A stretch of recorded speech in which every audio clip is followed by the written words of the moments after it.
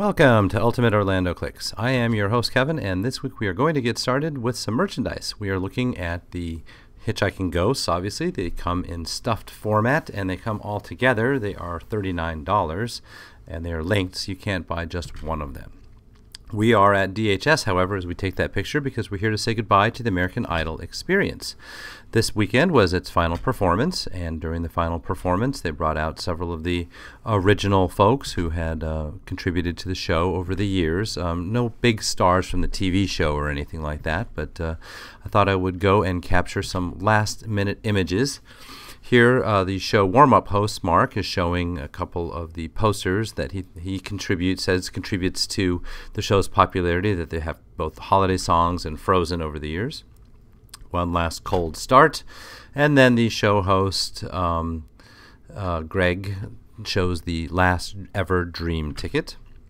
And these are your three performers for the last ever performance and the three judges for the last ever performance of American Idol. Now, Jessica Jarvis went third. She was 14 years old and ended up winning the dream ticket, the last one ever. She sang, "I Want You Back." A lot of confetti came out on that very last show. They had planned to have enough confetti to last until January, but they went ahead and shot it all off on this last day, which meant there was something like 2 minutes worth of confetti just raining down on the stage. And afterwards, there were all the show hosts and so forth would come around, and lots of groupies in the audience and hugging and so forth. And so people really stuck around. It was an interesting last day. Here is some Halloween-themed merchandise. These pictures were taken at Port Orleans Riverside, but you can find the same merchandise sort of throughout the parks and resort areas. Some of it is new. A few of the designs I've seen previously. Speaking of design, a 2015 calendar has shown up. Some of the pictures look pretty generic and things we've seen before, although I did like this Haunted Mansion bit right there in the middle of the calendar.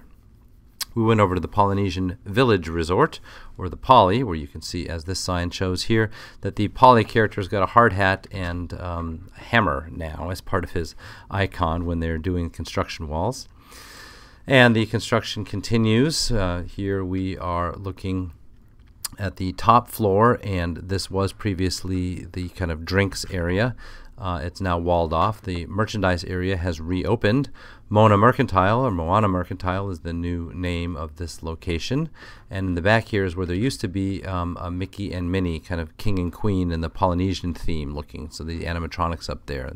Those are now gone, replaced by this static scene with a hidden Mickey, of course. A reverse angle of the same shop, kind of the regular Polynesian thatch hut look to it.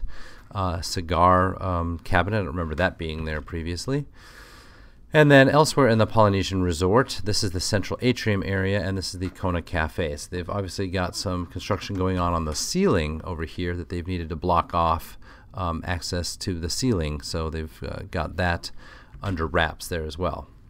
Now, just outside and in the back of the Poly, this window is brand new. The Pineapple Lanai is a new location to get Dole Whips. As you can see from the logo that it looks brand new, and there are your prices for the Dole Whips.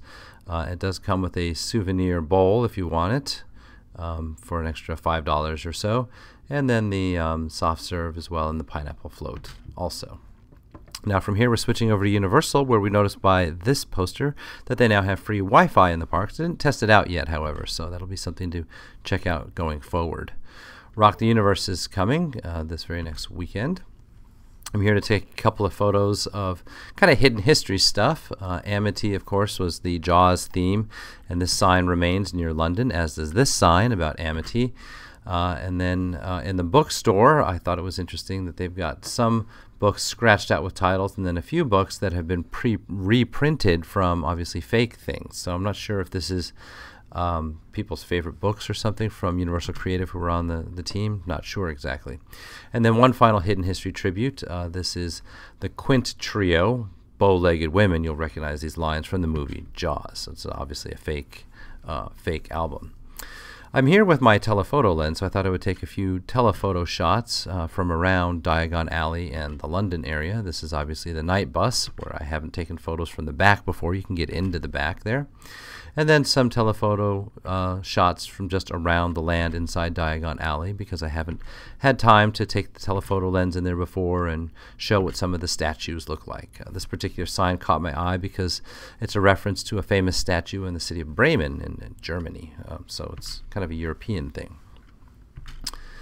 Then from there, the Bread Box is a new restaurant in City Walk. This is next to the Menchie's. You can see it's this step staircase over to the side, kind of in between things, actually. The theater's behind me as I take this picture, and Universal Parks are ahead of me as I take this picture.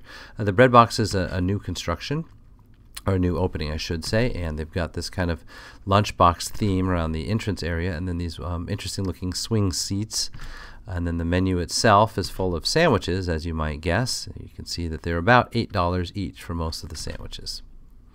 We also visited the Orlando Premium Outlets. So you've got two of these. You've got one at Vineland Avenue. That means near 535. It's kind of close to Disney World, downtown Disney area. And they've got a new annex open. And on this new annex, they've got things like this Dick's Last Resort restaurant, which is completely brand new. And I thought I would take a photo so people could see what's what the items are like here. $13, $14, up to $18 entrees. And then the burgers really in the $9, $10 range. And this is what it looks like inside, kind of eclectic. You can tell that they're obviously going for kind of a hip audience.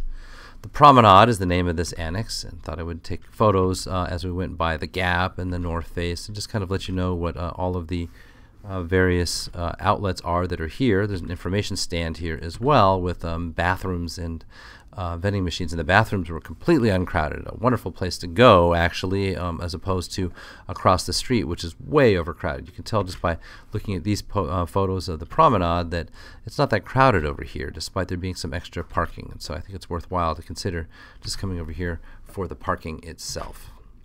Okay, that brings us to our game. Where in Walt Disney World was this? And so this was our question last time, and the answer was Minnie Mouse's house, not Mickey. Some of you had said Mickey, but it was in fact Minnie's house. And here's the one for next time. Where in Walt Disney World was this? Leave your guesses in the comments below, and we'll see you next time if you're right. That does it for us this time. We thank you guys as always for stopping by. We'll catch you next time.